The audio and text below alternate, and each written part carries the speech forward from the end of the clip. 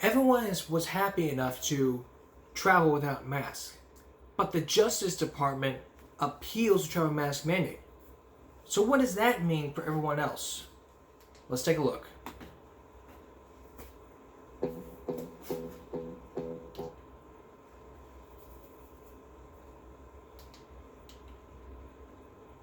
Now to some breaking news. The Department of Justice is moving to reinstate the transportation mask mandate at the request of the CDC. This is setting the country up for a legal showdown. CBS's Errol Barnett is at Reagan National Airport with this latest news. Good evening, Errol. This is big.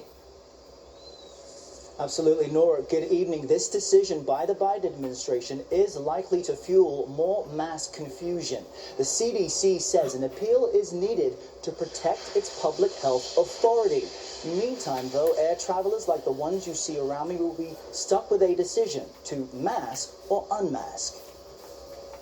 For travelers who are immunocompromised or with young unvaccinated children, the maskless reality is a new and frightening challenge.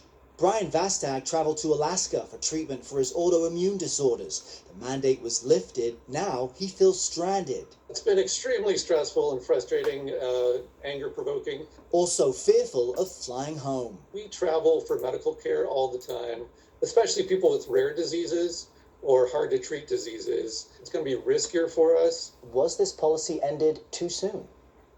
No question about it. CBS medical consultant Dr. David Agus says even though aircraft have exceptional air circulation filtered every 2 to 3 minutes, travelers with suppressed immune systems are still especially vulnerable. Those people will have more of a difficulty going out in public with the potential of being exposed. They can get very ill. New polling finds more than half of Americans support mask requirements for travel. Bus transport poses the highest risks for COVID exposure. I don't think we should have an option. I think while it's still on, it's still not safe. Followed by train travel. I would feel more comfortable if there so was a mandate. The decision by the Department of Justice to appeal the ruling that struck down the mandate came after the CDC concluded the mask extension remains necessary. To be clear, we are recommending everyone wear masks on planes. That's now the decision many parents traveling with young children must make, as COVID cases continue to rise, even though hospitalizations and deaths are down. You can minimize it. Put the child, on the inside window seat, and you sit and you try to buffer them from people around them, but it's certainly not perfect. Also new tonight, the FAA announced its COVID-era zero-tolerance policy toward unruly passengers is now permanent. The agency says fines, which have been as high as $80,000 in some cases and totaled more than $2 million this year, helped reduce the unruly incident rate, Nora, by 60%. Well, that's good, Errol Barnett. Thank you. So what about today? Well, there's no new cases, no new deaths in the state of Texas. Same thing in Oasis County. 4.1% positive. Over 1,400 people in ICU, 10,000. And vaccinations, over 46 million. Schools. Well, we're now seeing a pattern here. Let's take a look at the pattern here. Just today, there was only one primary student. And yesterday, only one elementary student. So it's like a little zigzag here. We had one elementary, one primary. Then we have one elementary student and one primary. It's a pattern here. We have one from the 12th, one from the 14th, and one from the 20th. We're now seeing a good pattern here. But a lot of things need to happen. I mean, look at the total cases so far. I mean, January has 194. August almost at 2,000, almost at 200. Recovered cases 10 days. Active cases, no new cases. Only one active case from elementary and primary, from elementary student and primary student. The rest were none. Total cases 489, the highest number ever for high schoolers. Because this was before everyone else was required to get the vaccine. That was all before. But the thing you have to remember here is that not everyone else can get that booster shot or the third dose or the booster. I mean, you gotta wait years. Like, children are eligible for it, and so are probably teenagers if they're eligible for it. But What everyone else has to understand is we're trying our best. We're trying to be tough here. We're toughening ourselves up to make sure that we're doing our best to follow tips, protocols, and take extra precautions like I am. Those precautions include masks. The wearing of a mask is very important. If you're in the optionary zone, you're in the optionary zone. Not, you're in the mandatory zone. Social distance, 6 or 4 feet. Wash your hands. Sanitize your hands. Lysol. Disinfect your area. Get some gloves if you have to. Quarantine yourself. After the 5th day of quarantine, get tested again. You get tested the first time, get tested again after the 5th day. If you have to get vaccinated, get vaccinated. If you're riding transportation and you already got vaccinated, you're in the optionary zone. If not, you're in the mandatory zone, which means you still got to wear your masks. If you're under 2, no masks at all. If you have a medical condition, asthma, or you're claustrophobic, you need to let them know beforehand. After 2 doses, you should be good. If you need 3rd dose or extra boost, you got wait for the 3rd dose. You gotta wait years. So we're still seeing Latin Healing and Teleport. It could be up to the Justice Department or the CDC to appeal this decision. We'll let you know what happens. Coming up next, an 8-year-old was arrested for stealing chips. A video surfaced. We'll show you the video when we come back. Up front tonight, kids stealing chips. Just 6 hours ago, a video was uploaded and it was shared around Twitter.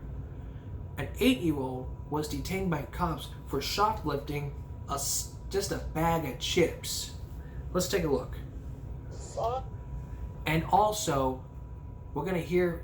You're also gonna hear from the mayor and the governor to see what they have to say.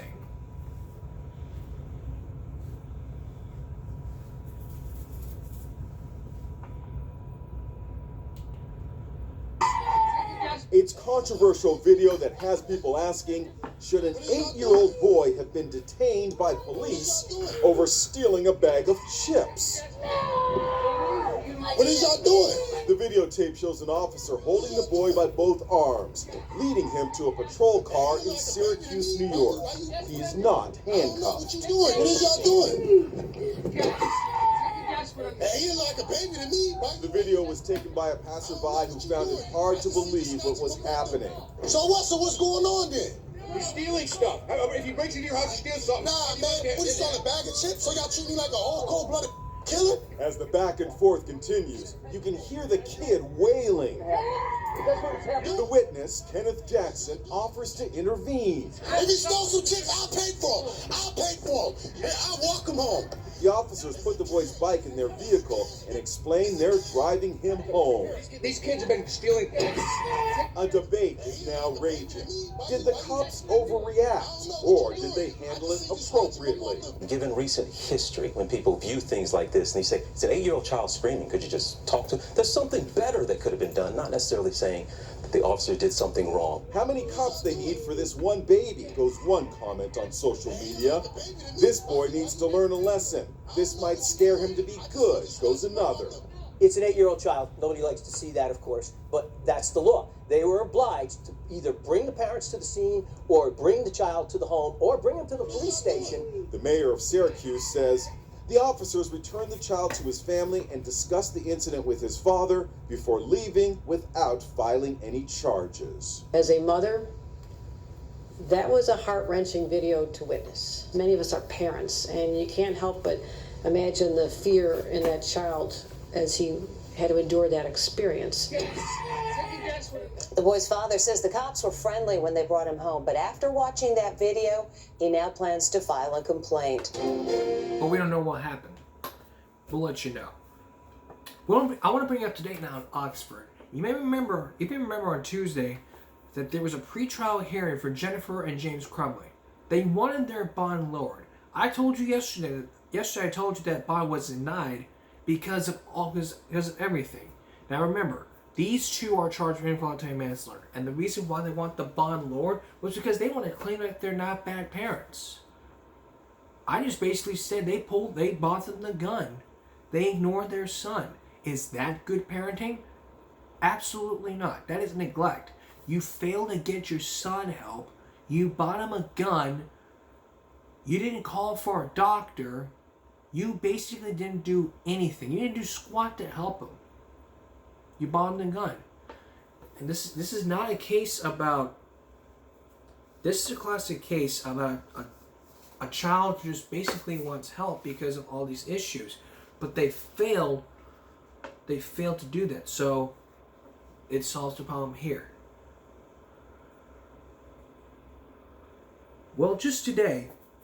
Today, in Oxford Township, Michigan, the Attorney General has given Oxford Community Schools a second chance to accept her offer to do an independent investigation into the deadly shooting.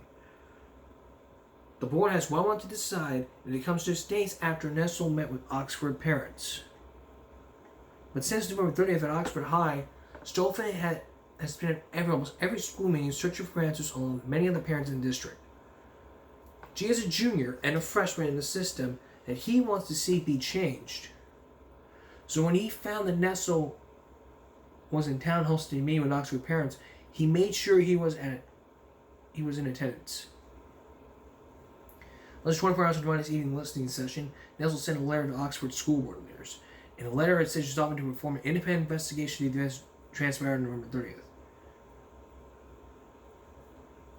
She assured the school board that the investigation will be conducted in such a manner as to not interfere with the ongoing criminal proceedings being held by the prosecutor's office. The board denied her first offer months back, starting an independent investigation to get away with the current trial.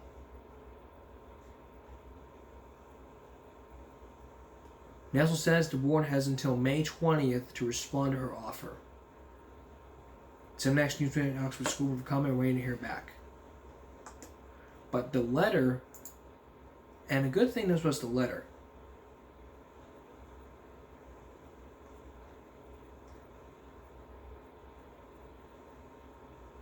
I respectfully requested a response to my offer May 20th. Why deny the other offer? You denied the first because of the ongoing trial. Well, now we're waiting until October 20th. Wait until October for the next trial hearing for the parents. What about Ethan? We don't know yet. We don't know what's going to happen.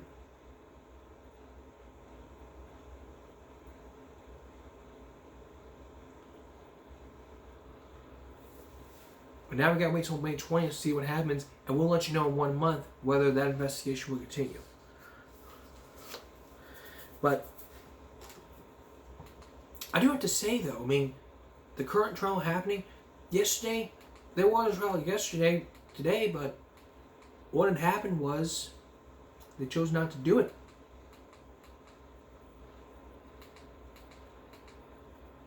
Chose not to do it the first time because of the current trial, but we have until May 20th to be done. What's going to happen if they don't?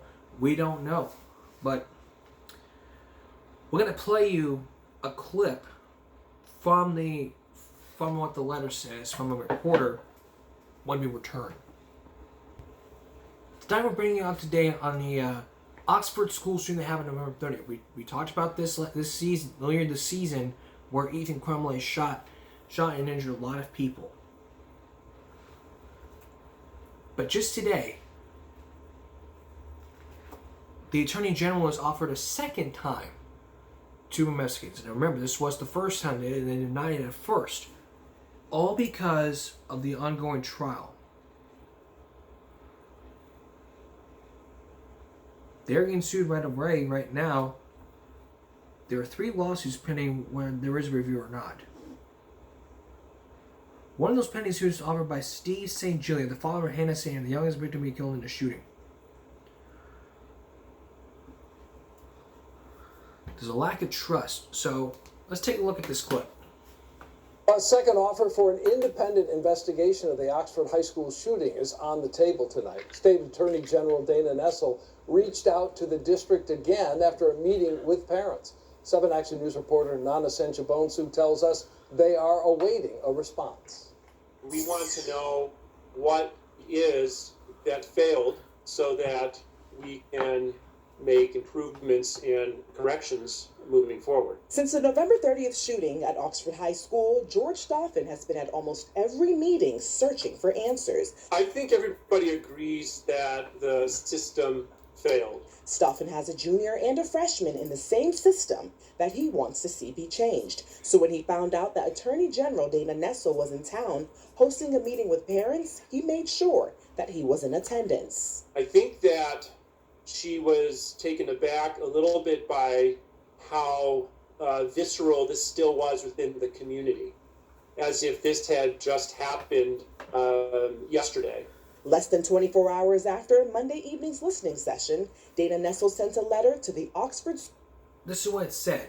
To put it plainly, the families, you, sir, want transparency, and as board members, you have an obligation to provide it. School board saying she's renewing her offer to perform an independent investigation of the events that transpired on November 30th. She left us with the sense that she has our back. Nessel went on to say that the investigation will be conducted in such a manner as not to interfere with the ongoing criminal proceedings. This is Nessel's second offer to school leaders. The board denied her first offer months back, stating that an independent investigation could get in the way of the trial. Right now, there are 3 lawsuits pending, whether there's a review or not. One of those pending suits was filed by Steve St. Juliana, the father of Hannah St. Juliana. Steve recently expressed the need for an independent investigation in front of the school board last month.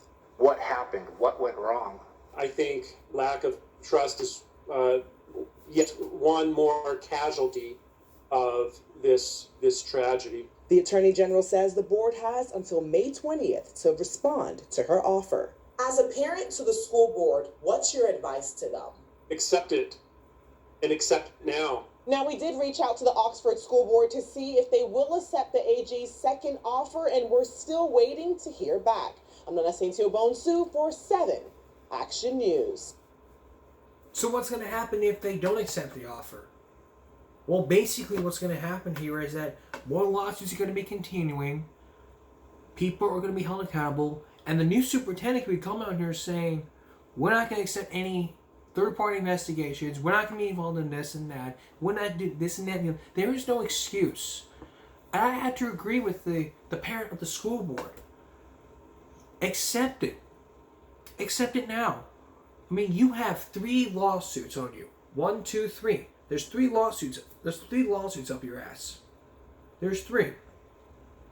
And if you don't do anything if you don't act quickly, you're gonna continue getting hit with more lawsuits, more accusations, more allegations, and you're gonna find yourself in a tug of war. Do your best. Accept it. When you choose the behavior, you choose the consequences. That's the ticket.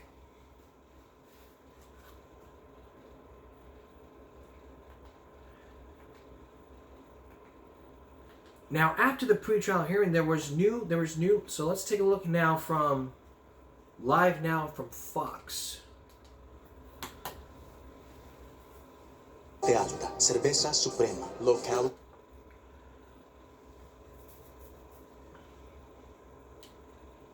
Meanwhile, I do want to take you out to another courtroom where we have been following a case since the end of last year. We are going to the state of Michigan right now. That is where a judge denied a request for a lower bond for the parents of the teen accused in the Oxford school shooting in Michigan that happened months ago. James and Jennifer Crumley, both charged with involuntary manslaughter, and they're going to face trial, which we did find out yesterday is going to start on October 24th. The Crumley's attorney plans to file several motions. I do want to lower that volume for you here just a bit. James and Jennifer Crumley, again, both charged with involuntary manslaughter, facing trial that will begin on October 25th. The Crumley's attorney plans to file several motions before that date, including an appeal for a change of venue. We also did get a development out of this case yesterday. Michigan Attorney General Dana Nessel extending her office's offer to investigate the Oxford High School shooting for a second time. So now we know. We now know what's going to happen. If they don't accept the offer, more lawsuits will be hit, court, more testimonies. It's like this. You don't accept, if you don't do if you don't do what's right,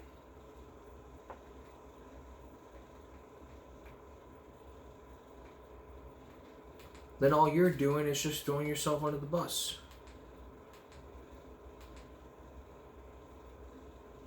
That's all that is. And I want to talk to you about those game rooms. We focus in those game rooms to where a lot of people have been arrested. But the commissioners are set to discuss game room regulations. What are those game room regulations? We'll tell you when we return. For several weeks now, I've been talking to you guys about these game room restrictions where it's illegal to gamble. We focused on one game room who had warrants for their arrest for a lot of stuff for illegal gambling. Now today, Nueces County Commissioners are set to discuss game room regulations in a special court session. What are those regulations and what's going to happen? Here's Mariah Gallegos. Hi, Leslie. Yeah, it's a packed room. I just want to give you a view of what things are looking like right now here at the Nueces County Courthouse. Malin, if you'll just, our photographer here, if you'll just pan over and show viewers at home and in our studio what the courthouse is looking like. Everyone waiting, so many people here. I mean, groups of people here on both sides of this really waiting to speak. There is a number of speakers expected here tonight. At least 5 people have signed up to speak tonight. Again, this is in response to what the Nueces County Commissioners are going to be talking about. It's changes in the regulations for game rooms here within county lines. Several different changes I was able to take note of. Again, just lots of people here, but I do want to run through some of those changes here. One of those would be to restrict hours. Game rooms would be required to only be open between the hours of 10 in the morning and 9 in the evening. They would also have to be restricted in their locations. They will not be allowed within 1,500 feet of schools, religious places, and neighborhoods. They'll also be required to get permits in order to be in operation. They'll also have to provide security in their locations. This could be with a peace officer or security that's approved by the state. And they can be fined up to $10,000 if they violate any of these regulations. Again, this is what Nueces County Commissioners will be talking about here, set off here at 5 p.m. So running just a few minutes behind, 3 News did speak with Chief Green with the Corpus Christi Police Department. He, in support of more of these regulations, here's what he had to say. Gambling is still illegal in the state of Texas, and if you're paying out cash money for a game that is either partial by chance or totally by chance, that's gambling. So it doesn't legalize that. Now, I did have the chance to speak with someone ahead of this who said he'll be representing a few of the game rooms here tonight. He says the form that this is in as of right now is just not right. He says that specifically the finance requirements that the game rooms will then have to submit to the county. So a lot of things that are going to be discussed here. We'll keep you updated, have an update for you at 6 of how it goes. Again, set to start here in just a bit. But reporting live here at the Nueces County Courthouse, I'm Mariah Gallegos. Back to you guys in studio. All right, Mariah, thanks for that. Lots of folks there are interested in that issue. Well, and I'm interested in this issue, and I want to tell you right now that the 2 game rooms there in Firebluff, there's one right across the street from the police station, and there's also one on SPID. Now, are those within 1,500 feet? Exactly. We're over 1,500 feet away from the school district. And there was, the other one, there was one security guard there. And I was pleased. I was very pleased to see that happen. But permits also have to happen. Let's go down to Channel 6.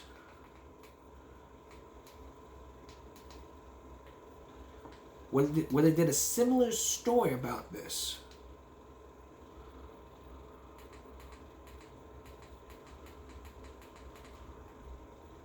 So let's take a look at this one.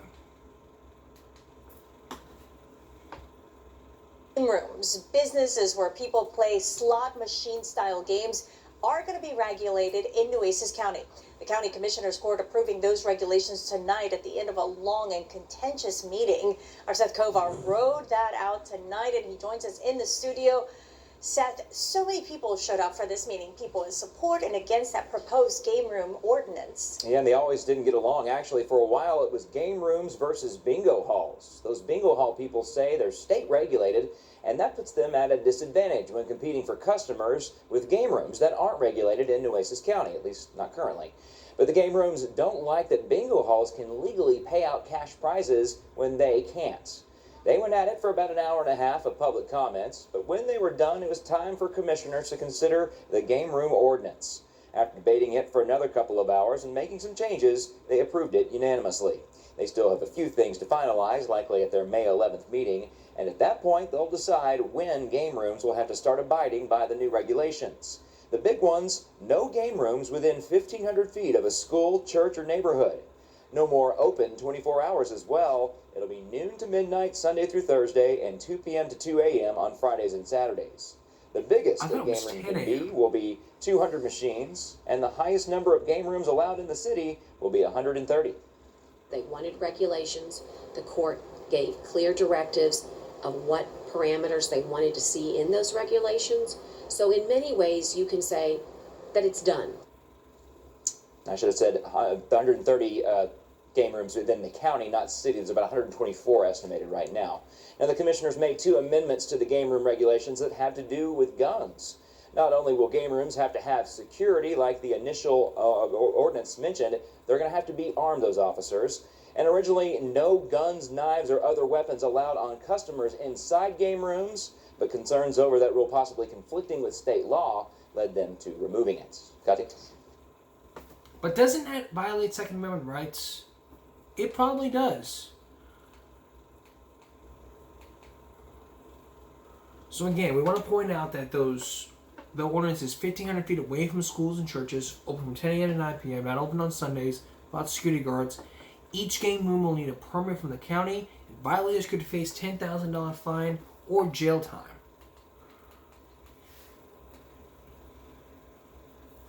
And the next meeting will happen, and if there's more updates, we'll let you know what goes on.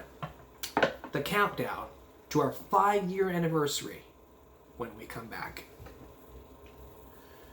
All month long, we're celebrating our 5-year anniversary here at the show, which is going to be in a few weeks. So here's now the latest number in the countdown. It's one of the first episode when I talked about. My first episode wasn't about education. It was playing PlayStation in public places. I focused in on Bang Jam, who played PlayStation and challenged everyone to play PlayStation. So far, only some YouTubers have done it. One YouTuber did it. And there was another YouTuber that I told you about. I don't know his name, but he did it. He played PlayStation in school. He played PlayStation at Wendy's. The same thing that Bang Jam did.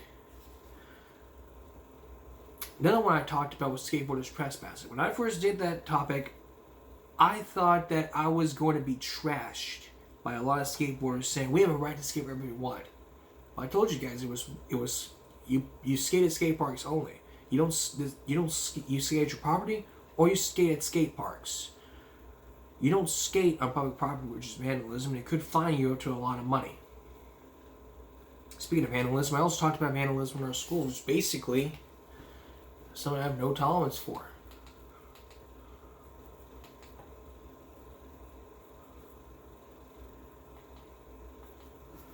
That was it. But before we go, there are low profits to depend on those bingo halls. So popular. Let's take 1 minute and 42 of the time here.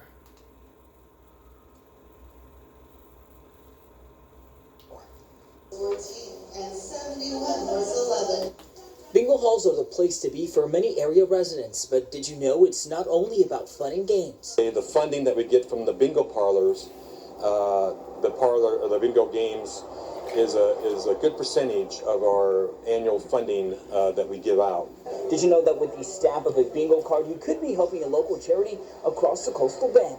Several nonprofits across the coastal bend, like the Kingsville Navy League, depend on bingo halls for a portion of their profits. In fact, many bingo halls here in Nueces County help nonprofits in neighboring counties like Clayburgh County. We support the Navy Ball and the Marine Corps Ball, where the funding that we give allows the most junior enlisted people, sailors and Marines, to attend that free of charge. With the recent surge of game rooms across the coastal bend, many bingo halls have lost participants. Nonprofits like the Rotary Club of Kingsville has also had a hard time collecting funds. In the funding that we received from the bingo halls, we used those funds to do service projects within our community, one being building ramps for handicapped or disabled people, veterans, and regular citizens. The decision by Nueces County Commissioners on Wednesday could have a trickle-down impact on nonprofits around the area. Javier Guerra, Chris 6 News. That's all for this edition of Give Me a Break Wednesday. See you again on Friday. So tune in tomorrow for another outrageous Give Me a Break Friday. Tune in on Friday for another outrageous Give Me a Break at Hornet Field, depending on the wind. And the next number at our 5-year countdown. Good night, everyone. Thanks for joining us. Until next time, America.